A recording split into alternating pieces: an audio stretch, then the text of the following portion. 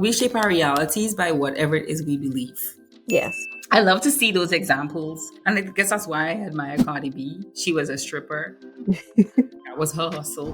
The beliefs that we have about ourselves are exactly what they are. They're just beliefs. They're not necessarily true, and they're pliable. You could make them into whatever you want. I've also had clients who are working on relationships, like romantic relationships. Like, I can't find a partner. What is it about me? And that sort of introspection that you get from coaching. And yeah, COVID was just like an eye opener to a lot of us, right? Because I quit my job last year, and from COVID, I was just like, no, it has to be more to life. You determine what kind of legacy, what kind of impact you want to leave. And that's obviously very closely tied to your individual purpose. Right. Something you can wake up every day and say, oh, I'm going to serve the world in this way. And you feel happy about it. Yeah, you're giving me goosebumps talking about that, actually.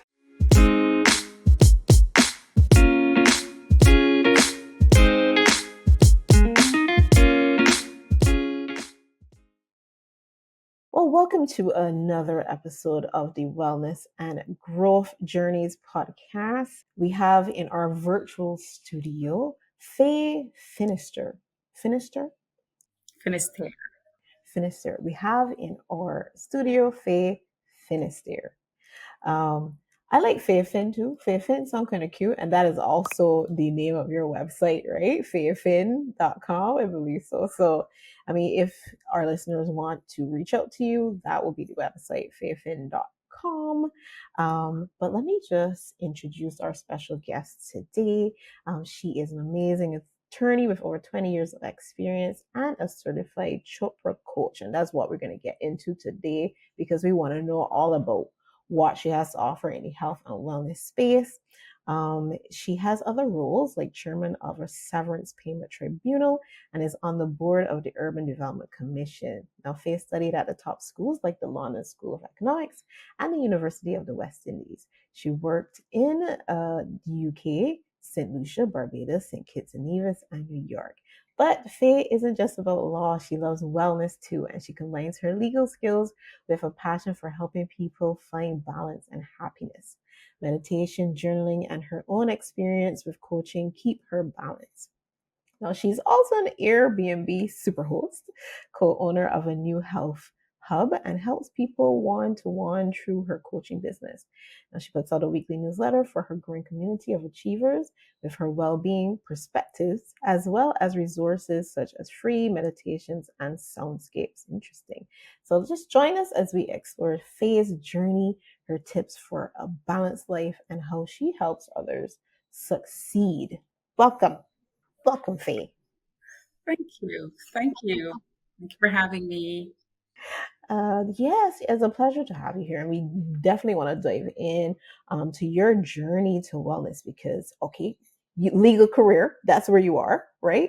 So how does that, I guess, transfer or, how does the journey, the road lead you into wellness? Like, how did you get there into becoming a wellness coach? Well, I think I was trying to address something that I would have appreciated a few years ago when I was feeling overwhelmed and I was feeling stressed out and I was feeling out of balance. And it's not to say that these days I'm immune from that. As an entrepreneur and somebody who's obviously trying to keep myself busy, it's almost impossible to escape that. But through my meditation practice, which I stumbled upon what in my search for something to help me to deal with the stress of my legal profession.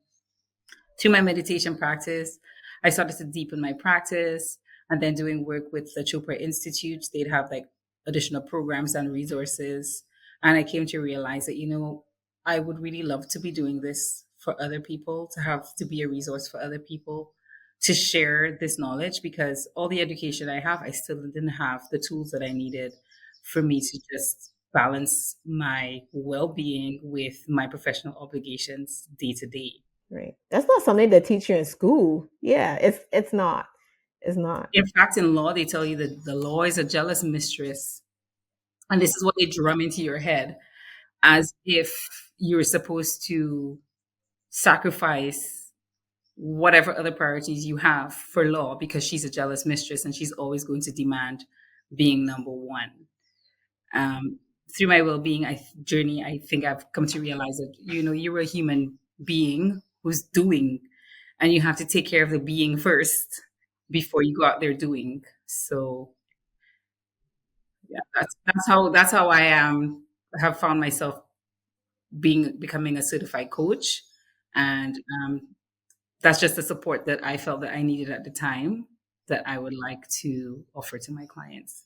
Okay, okay. So then what was the bridge? Like what was the, I guess, defining moment for you? Is it something that happened to you mentally? Like what was the kind of like, all right, I need to do something. What happened? I've had a lot of chat with other attorneys since I've gone on this journey. When we go to my bar association events and stuff, or whenever I mean, I've had chats with chief justices about it. Um, there seems to be a little bit of an open secret that this is a profession that is extremely demanding, Right. and that we don't necessarily have the skills or the mentality to recognize that stress, mental health, these are things that are should be prioritized within the legal field, but we don't.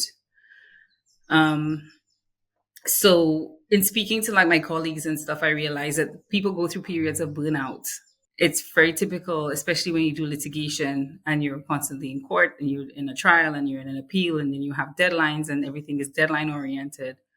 You could feel very out of control if you're not mindful about managing your workload.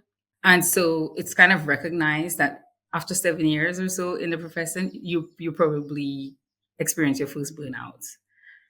And I think that if you don't take a handle on it, it gets worse the next time around because you're repressing your feelings, you're not allowing your emotions to be processed.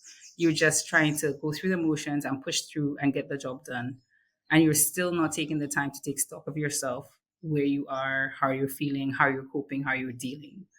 Um, so it is a profession that needs that sort of support system, that sort of awareness to seep into the profession so that we can take better care of ourselves. But it's not something that's um, unique to just lawyers. I'm sure anybody who is an entrepreneur or a professional or just a busy executive understands exactly what I'm talking about.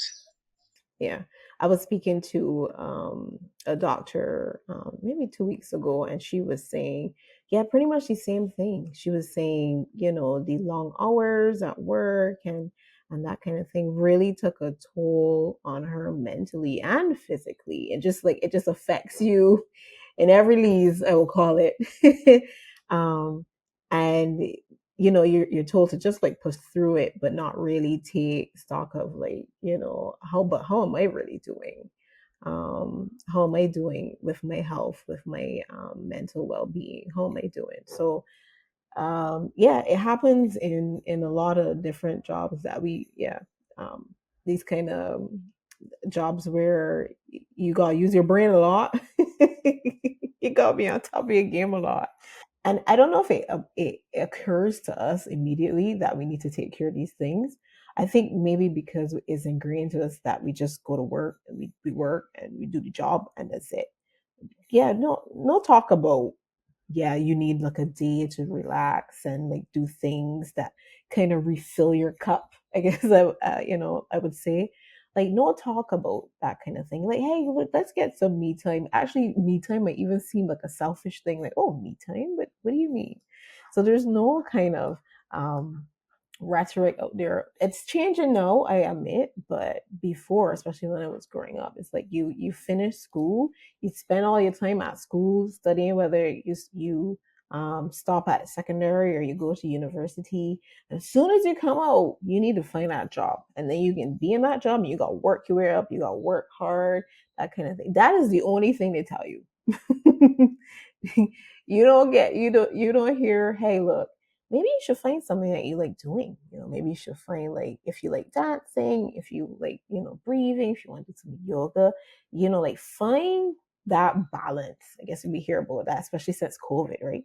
Find that balance in life so that you could live a happy and healthy life as much as possible, right? Because we know how it is a struggle in the beginning, money, that kind of stuff, on your mind. But really and truly, you should be trying to find that balance, that thing that gives you joy, besides your career and your job and everything, as you grow up. And I know, hobbies and stuff might change, but it's something that you should find or look for, or experiment with, from young, really. Yeah, I agree. And if you're lucky, you end up doing something for your career that you also love. True. Isn't that the goal though? Isn't that, because I hear people say, That is. what if you do what you love, you never work a day of your life, or something like that. I'm not sure. I'm not sure. I've seen that. It's very meme-ish. I've seen that before on social media. I'm not sure how accurate that is because I find especially when you're working for yourself, Yes. which is usually the path to doing something that you love. Um, so you can have some more freedom and you can have more control or command over your time. That has its trade-offs. There's all the flexibility and freedom, but the trade-off is that there is no office hours. You're always working for yourself. Yes. And you do the things that you don't love as well as the thing that you do love. That's the one thing about being an entrepreneur. You gotta learn to do everything, right? More work for the things that you do love.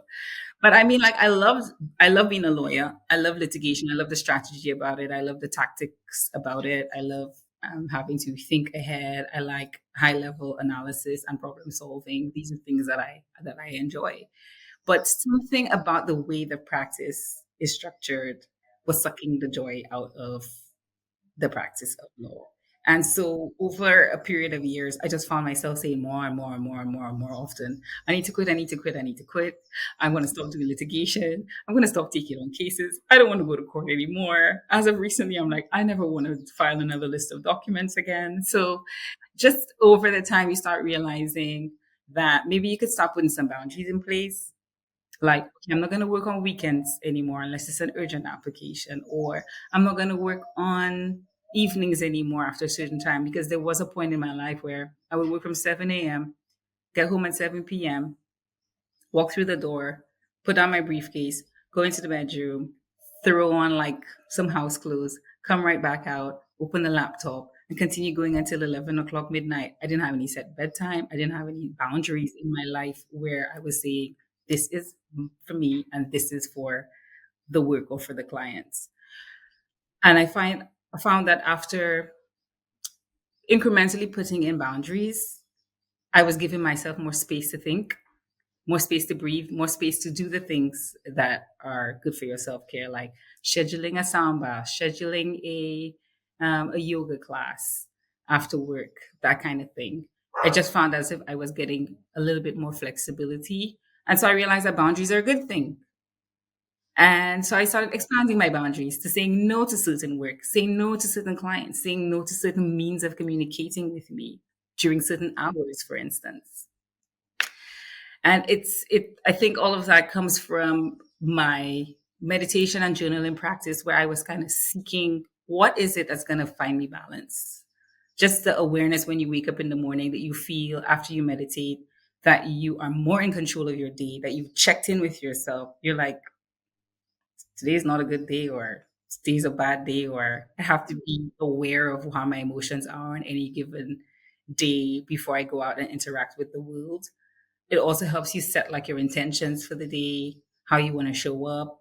Mm-hmm. And it kind of just over time slows down your thoughts a little bit, which is great because that space, that pause helps you to make more mindful decisions about how you're going to respond to situations, as opposed to just reacting from the like fight or flight or just out of habit. So through my meditation practice, I realized, this is really helping me a lot. And I remember, and I started journaling as well. And I remember going through my journal after I had my certification and realized that like years ago, I had written in my journal that I wanted to be like a compassionate leader, Chopra coach question mark was in my in my journal from years ago. And when I saw it recently, I thought, I don't remember this being like a goal of mine, but it is something that I did when we came. But listen, that is the next question I was going to ask you. Being a Chopra coach, what does that mean exactly? How what does that mean? What is Chopra? What is being Chopra coach? How does that like you know that from the time we had our little conversation before, I was like, Faye, this is one of the questions I'm gonna ask because all the health and wellness stuff is pretty new to me. So I'm learning, and our listeners are also learning about what options and what is available out there for them. So tell us exactly what is Chopra? What does being a Chopra coach mean? Okay, so a Chopra coach is someone who's following the Chopra methodology, which is basically a methodology created by Dr. Deepak Chopra, who is a medical doctor, but he also uses ancient wisdom traditions like Ayurveda um, to incorporate those ancient wisdom traditions with scientific backed studies and information in order to create a methodology that brings about personal change and transformation in individuals who follow this, who are coached under the methodology. Um, it is a combination of structured and improv sessions where in an improv session, we discuss whatever it is that comes up for the client on that given day.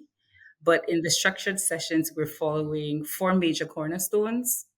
The first being purpose, where we look at archetypes, people that you admire. So for me, it's like Cardi B. You like Cardi B? Also, the goddess Durga. So it also incorporates, you could use mythical people, real people, celebrities, and I have a mix of all of those. And as of yesterday, I have added St. Lucian 100-meter women's Olympic champion Julian Alfred to my archetypes that I admire. And basically, through that structured program, through that structured exercise, you're looking at the ways in which the things you admire in these people are mirrored through you, Right. and how you get to appreciate, well, oh, my mom was always someone who was very generous. And I admire that about her. And then you mirror it and say, like, am I generous? And then you can feel more open to claim those traits of these people that you admire, the archetypes that you admire. Through that exercise, you also go on to question, how do you want to serve in the world? Like, how do you want to show up? So it's something that I had to do. Do I want to show up as a coach? Do I want to show up as a lawyer? Um, what's the greatest role or both? Do I have to choose? So you determine what kind of legacy, what kind of impact you want to leave. And that's obviously very closely tied to your individual purpose on earth. And so you end up doing something that's more fulfilling, just what we are speaking about a while ago, something that you love, something that you know is going to leave an impact, something you can wake up every day and say, oh, I'm going to serve the world in this way. And you feel happy about it. Yes, yeah, yeah. You're giving me goosebumps talking about that. Actually, we come to a point in our lives. At some point, there's some people might be early, some people might be later. Don't like. But what is my purpose? Like, what is it that will bring me joy? What is it that people say? Oh, find something that you wake up every day and you're just like excited to kind of tackle and do. So going on that kind of journey to find out your purpose is something so deep and meaningful. I don't know if to everybody, but definitely for me, just finding that thing that makes you happy to live and to do, right? So yeah, you talking about that just give me goosebumps. Yes, go ahead. Sorry. So that's actually very helpful. I found it very helpful so far in coaching people around career. But it's not just limited to career. You could decide that you want to be a mom, that you never even thought about being a mom. And maybe I was always meant to be someone who cares for and rears children, or maybe I want to be a volunteer at the hospital, or I want to volunteer at the RSPCA to make me feel more fulfilled, to leave this legacy of how I want to serve. We also go on to intention, and you'll be surprised that how many people are, and I was one of them, moving through life without intention, just sort of just, going through the motions every day and not questioning exactly what is the aim, what is it I'm working towards. So the intention cornerstone is a very deep one because it gets you in touch with what it is your ideal life would look like. What is your well-being vision for your life? What is the most perfect day? And whenever I do mine, Mm-hmm. it's always I go back to a time during COVID where the courts were closed, clients weren't calling every day, the office was closed. But I also work out at home. So I had like my rowing machine here and my weights here, and I was able to work out every day. I was practicing yoga every day. I was super fit. I was cooking all of my own meals. So because that's not things that I usually have that amount of time to do during an ordinary work day. So funny enough, COVID might have been such a traumatizing time for a lot of people. And for me, it was a period of high uncertainty as it was for most of the world. But I also found a lot of joy during COVID because I was able to put myself first. And that was it's kind of an unexpected benefit of COVID. So you look at your well-being vision for your life, and then we kind of like look at goals. How do we maintain this? Right. How do we create structures in place where we can create goals that are in alignment with your intentions and the well-being vision that you have for your life?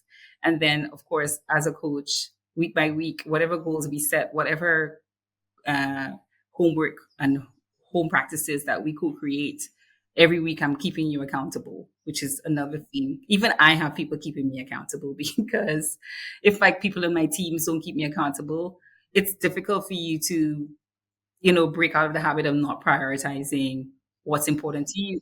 You could get just busy and forget and just lose sight of it. So it's good to have an accountability partner in a coach as well, especially when it comes down to having a specific goal that you want to accomplish. Yes, yeah. I mean, that sounds good. That sounds good. It reminds me of like maybe like a process of a life coach, kind of around that, kind of a structure where you're not want to say forced, but you do a deep dive into yourself and you ask yourself questions and you journal and you write down the thoughts that come to your mind, specifically, and you just find out about yourself. You learn about you, really. Is the main thing. And you said COVID, and I completely understand. COVID is what, like you said, there was like a positive kind of benefit that came out of it, because a lot of people, I think millennials specifically, are like, you see this in office thing that y'all getting on with? No, if my job can be done from my my dining room table in my house or from Maldives in a hut, just listen. I'm ready, and I can do it, right. And then when I shut down my computer at 5 o'clock or 4 o'clock, 4:30, whatever time it is, I know I go in and I put in my feet in the water and I sip in on my pina colada and I relax in, and I feel like I have best of both worlds. I'm working, but I'm also enjoying life.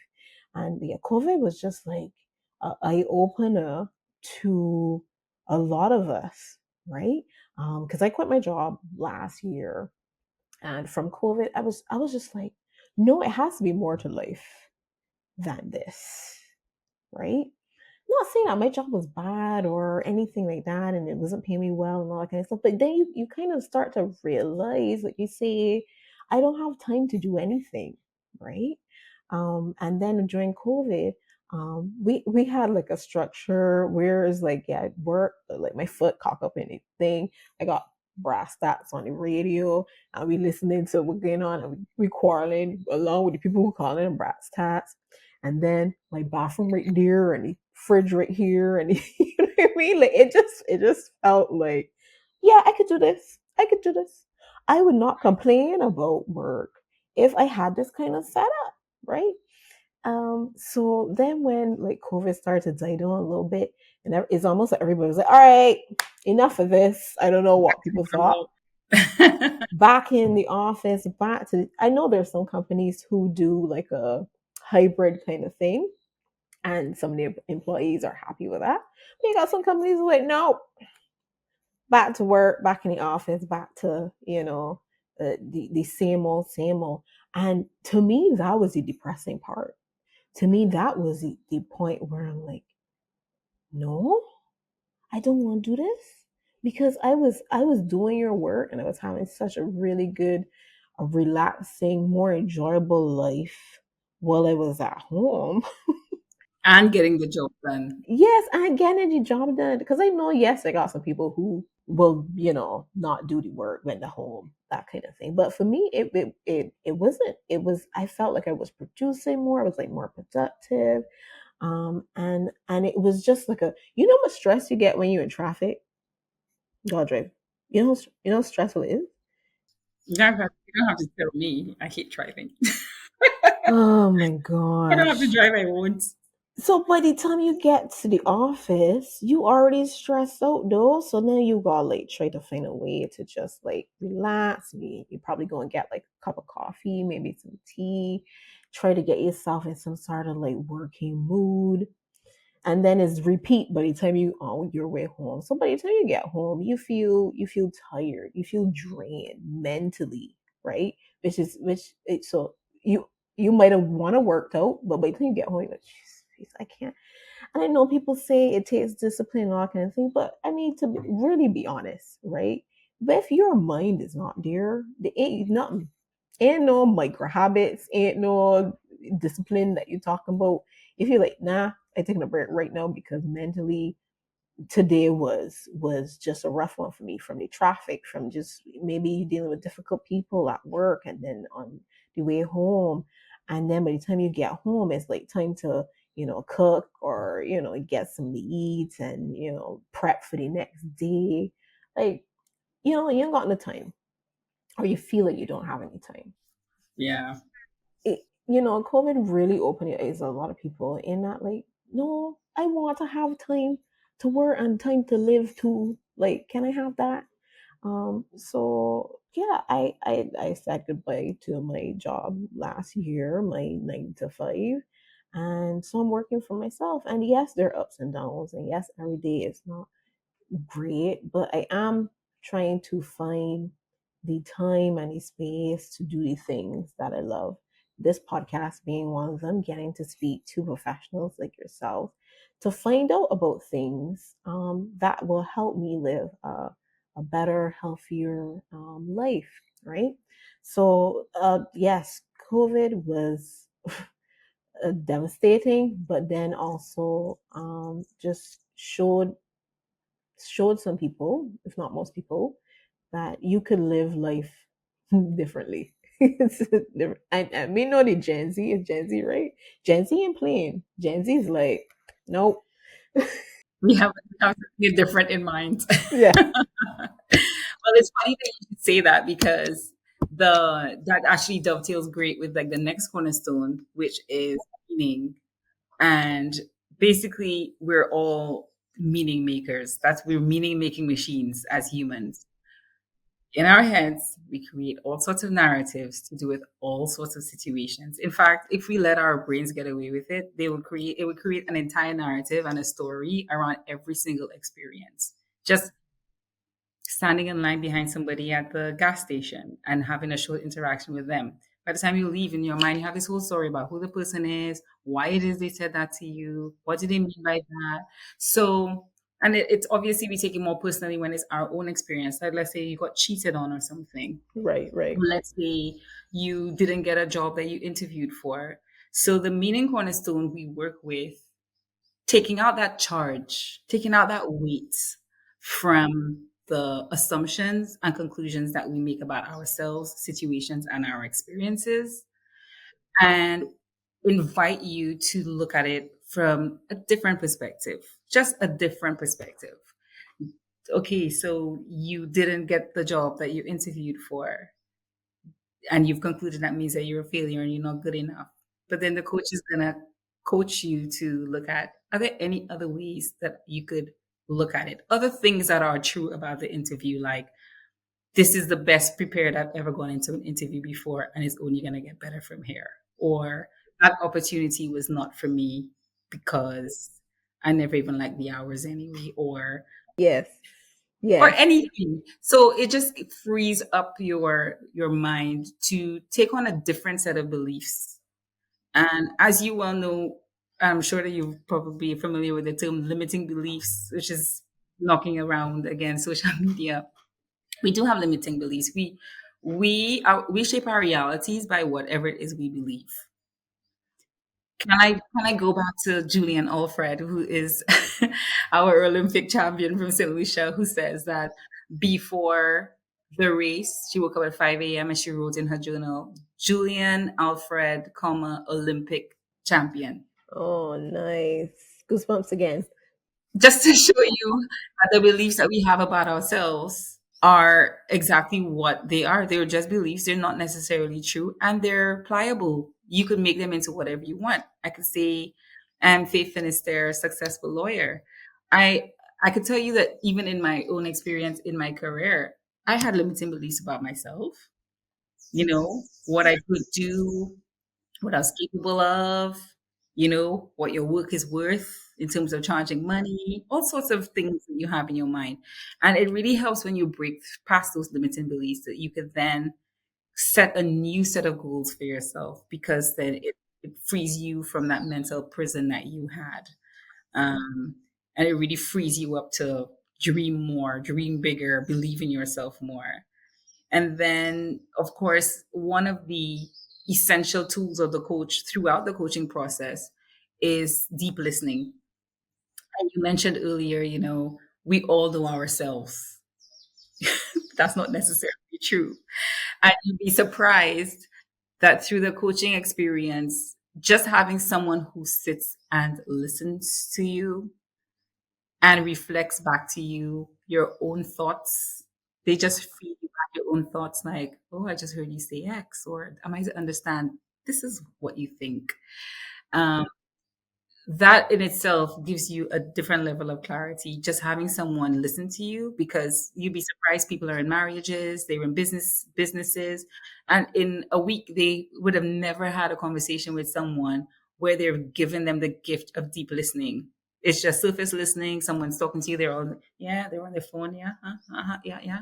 So we were in a very distracted world, and having the gift of someone sitting and listening to you deeply, actually listening to what you're saying and reflecting it back to you, and even encouraging the conversation and allowing you to have a deeper inquiry with yourself by giving you thoughtful questions, to expand your thinking and to delve deeper into self inquiry.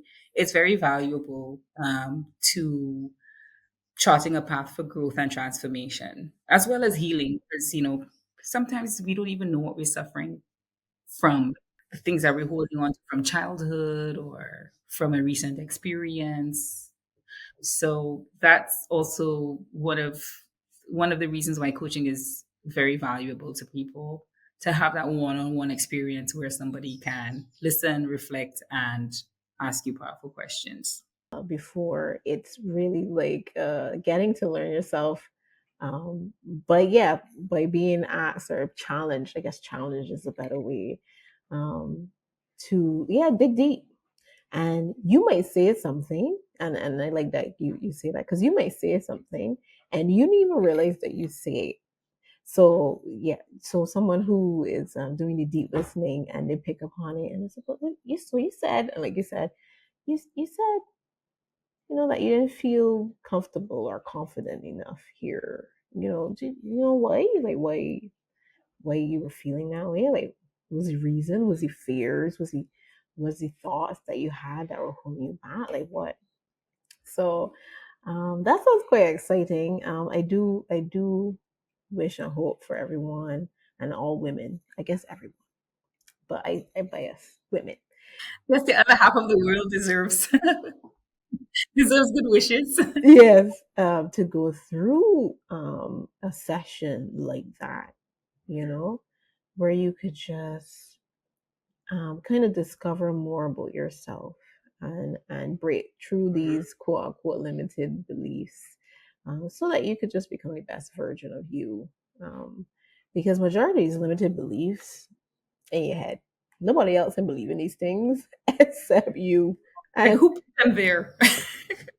only you, only you kind of create this, maybe from one experience that you had in your life or something someone said, or and then you just hold on to that, and then you just go, and it's just there, deep rooted, and it's stopping you from doing so many things that you want to do and you dream about doing, but you don't have the courage to kind of break free from that lie that you've been telling yourself, to pursue it, right?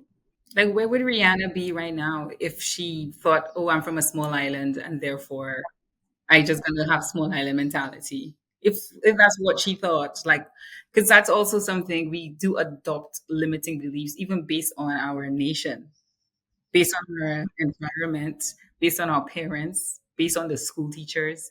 You know, there's so many external forces telling you who you are, especially in the day and age of social media. There's so many external forces telling you who you are.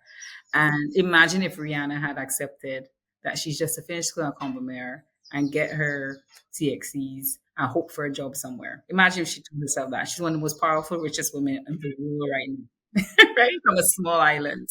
So I love to see those examples of, and I guess that's why I admire Cardi B. She was a stripper, that was her hustle.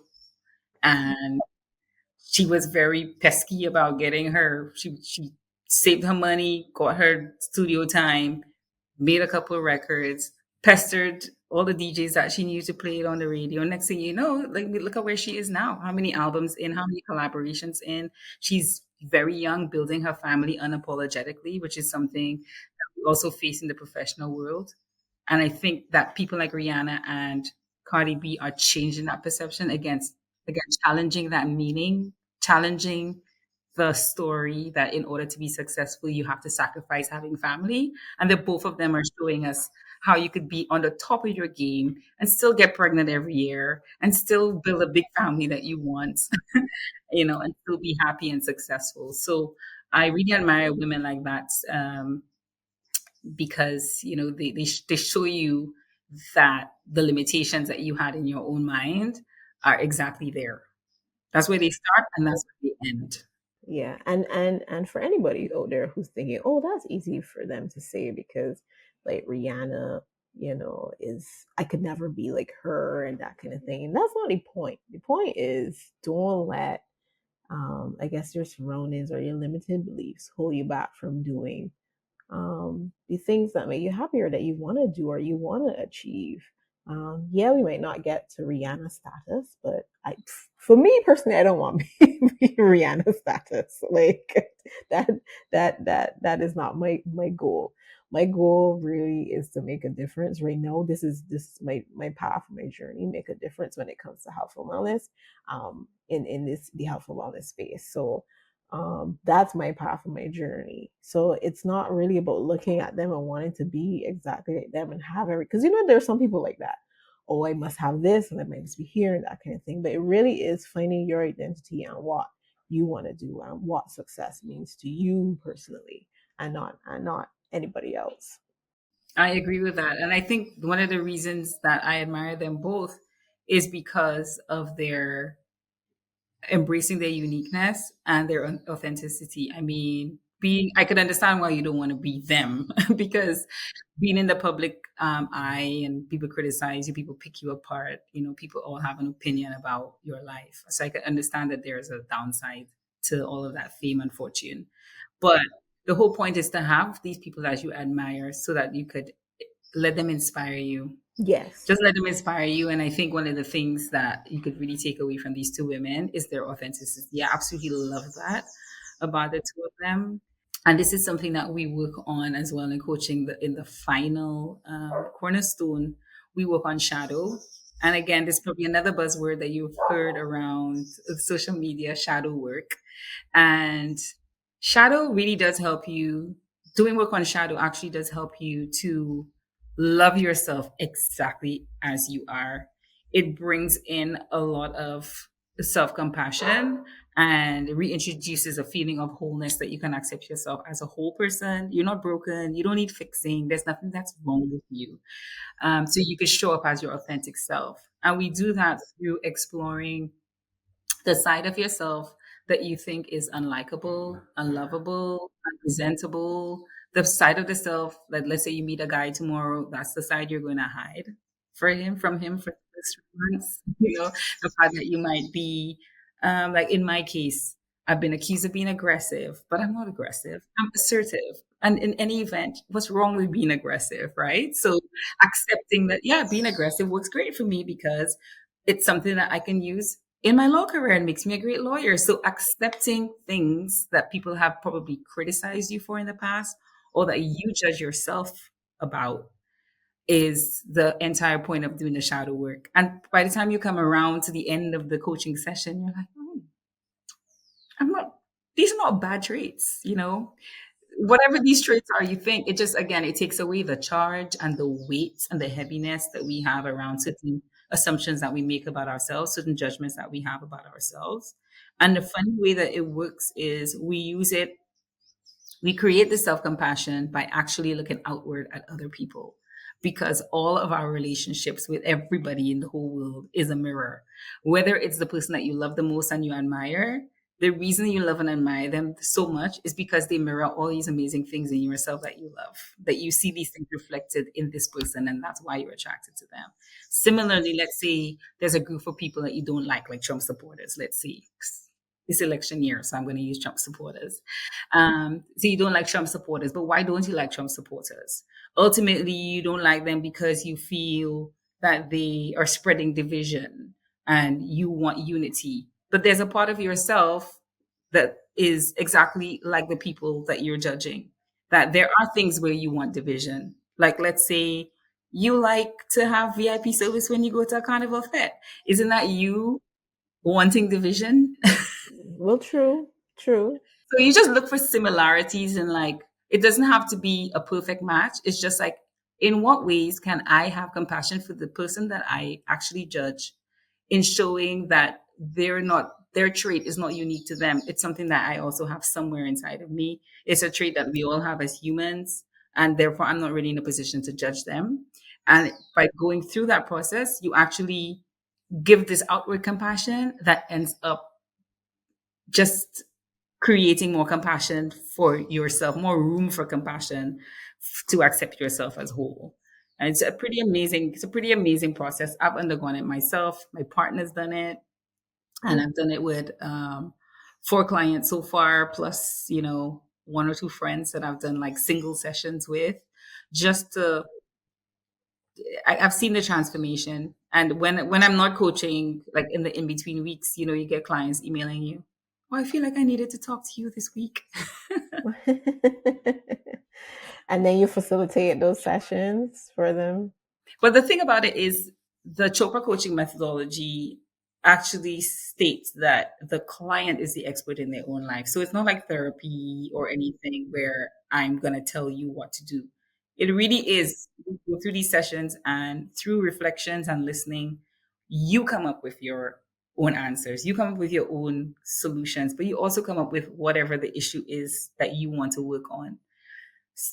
It's just giving the client that space where they can reflect on themselves, reflect on what it is they want to work on. And typically, people don't come to coaching unless they feel some sense of urgency. They feel trapped, they feel stuck, they feel they need change in their life, they feel like they need to level up, and they feel the sense, and we all have that. That's the sense that you're not fulfilling your full potential. Right, right. Because I was just going to ask you, what specific challenges do you see among your clients, right? Especially the committed achievers over 35, and then what strategies do you find most effective in helping them to kind of transcend these challenges? So burnout, I assume is probably like a big one. Finding your purpose. Another one. So that's my interpretation. But let me let you answer. Like, what's the most common challenge does your clients have?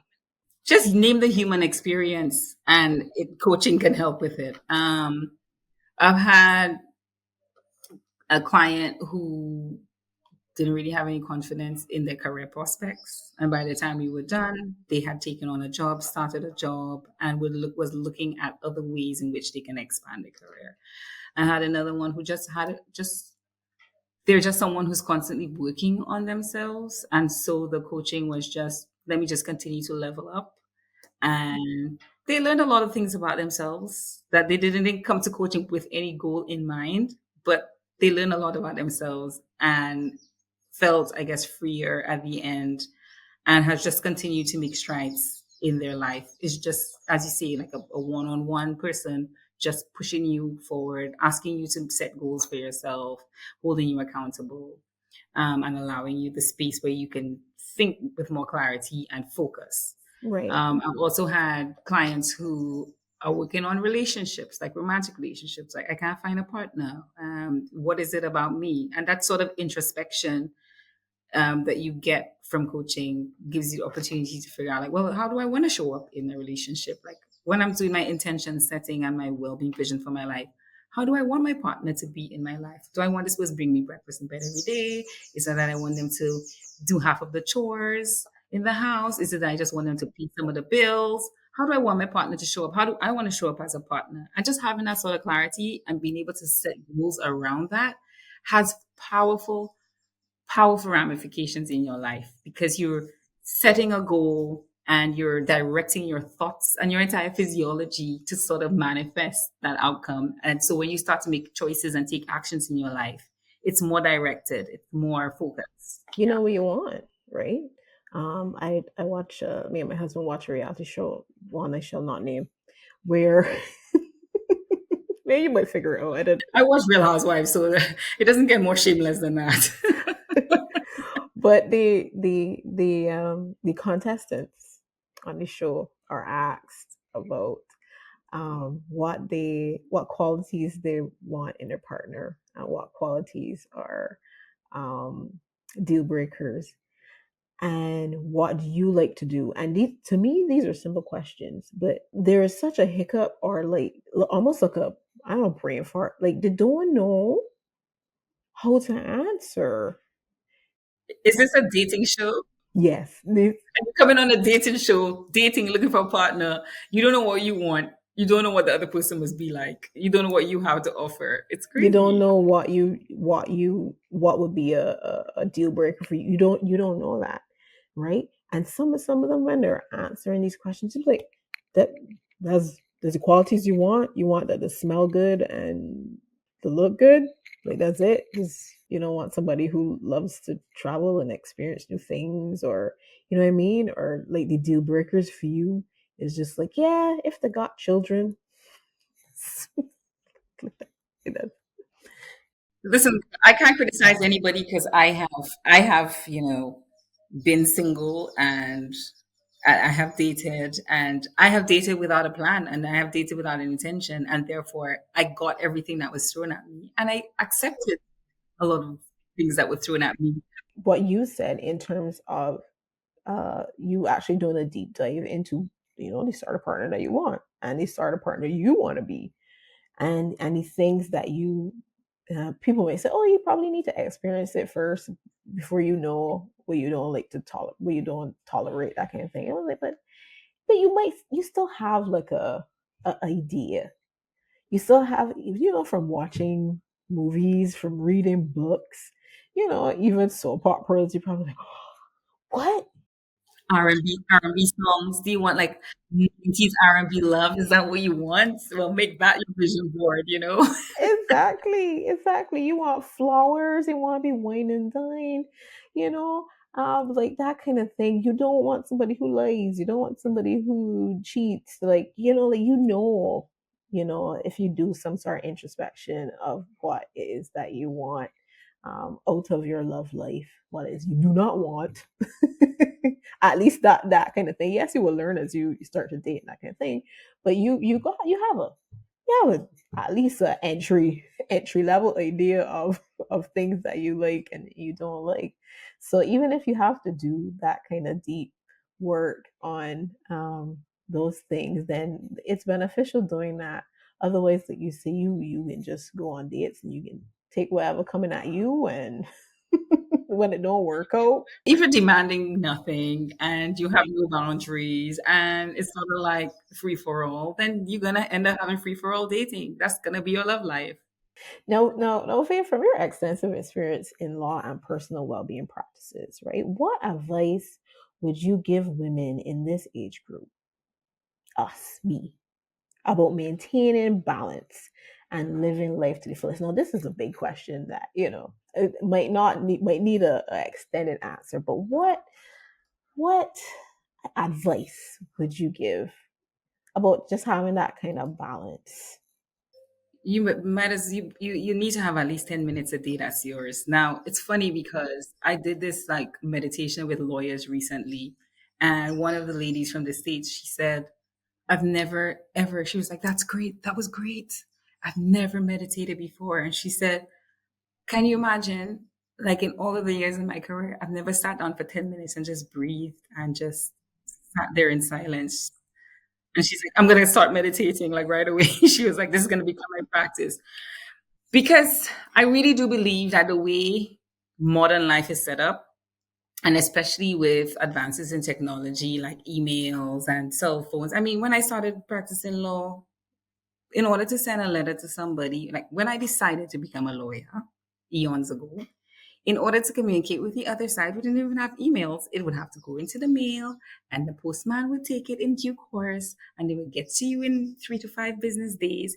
And then you would sit down and pen a response, and then you would have it typed up, and you would send it back. And in 3 to 5 business days, that's not how it is now. I have clients message me on WhatsApp because apparently email is not fast enough for them, They can't wait. We too impatient now. So emails coming at you 100 a day. So I just want people to just take stock of the fact that there is the fast-paced world, but that doesn't necessarily mean you have to get lost in that. You have your own existence, chart out your own path, and that includes just a lot of women pray, and praying is the same as meditation, taking that time to try to check in. So I just want to encourage women to take time to check in. Have wellness scheduled in your diary, like everything else. Even if it is getting some nice smelling oils and giving your own self a foot rub in the evening when you're sitting down watching television after you've cooked the dinner and washed the dishes. Give yourself a nice little foot rub.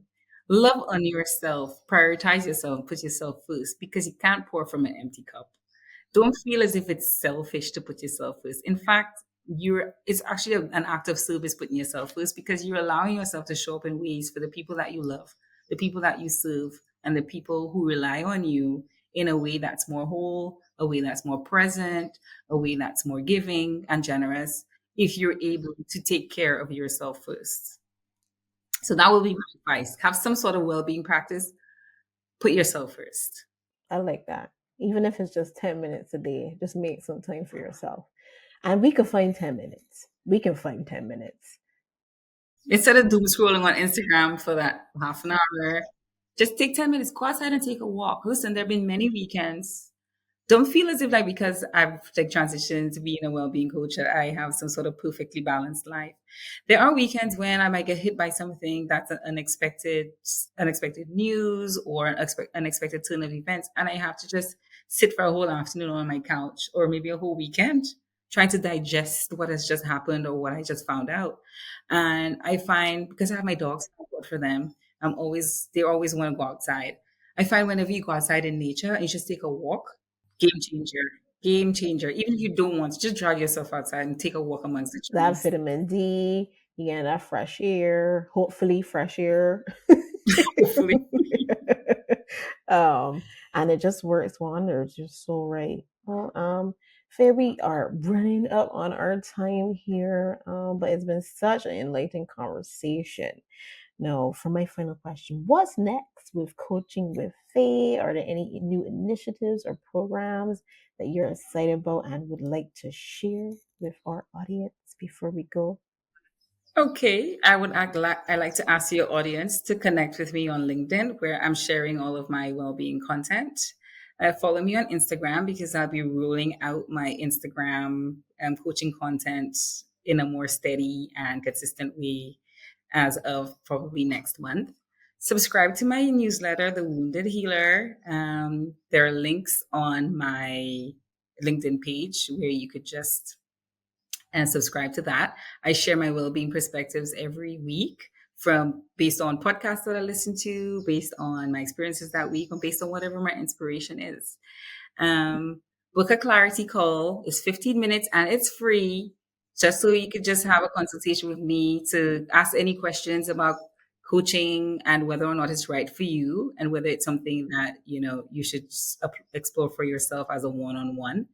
And I also have like free resources like soundscapes, which if you can't make it out into nature, I have recorded soundscapes of different parts of Barbados, maybe just under the trees, maybe just the East Coast. I have a couple ones of the East Coast sea rolling in. And I also have guided meditations that I give to my community, but you do have to subscribe to my newsletter. And finally, I do plan to roll out a group online free course in one of the four cornerstones: purpose, intention, meaning, or shadow. And I will be rolling that out over the next 2 months. So just watch my LinkedIn space so that you can register for that event. Yes, it's going to be a group event. It's going to be about an hour long, and hopefully it will demystify, what coaching is all about, what Chopra coaching is all about, and give everybody a free experience where they could see the transformative effects of personal coaching. Awesome. That's great. Well, thank you, Faye. Thank you so much for your time today. Thank you for sharing your wisdom, your advice, and your tips about living a healthy and balanced life, right? And finding a way to find your purpose in life and living it out. And if you need help, as Faye said, she is there. She has a couple of different ways you can reach her and just uh, consume her content. And then when you feel brave enough, because I know that might be some people are like, ugh, I'm not really sure. When you feel brave enough, you reach out, you book a call, you do the one-on-one session. DM me on LinkedIn. I know a lady who got me onto a podcast because she DM'd me on LinkedIn. Oh, really? Who was that? So there you Pray go. tell. DM me on LinkedIn if you have any questions. I'm so grateful that you reached out to me and invited me onto this podcast. It's a fantastic opportunity for me to connect with your audience members, and I really appreciate it, especially as I'm sort of just now growing my business. I really, really appreciate this opportunity to speak to your listeners directly. And again, if anybody has any burning questions, just reach out to me. Go to faithfin.com, book a clarity call, or go onto my LinkedIn space. Follow me, DM me. All right. Well, that's it, guys. Until your next episode. Bye. Bye bye.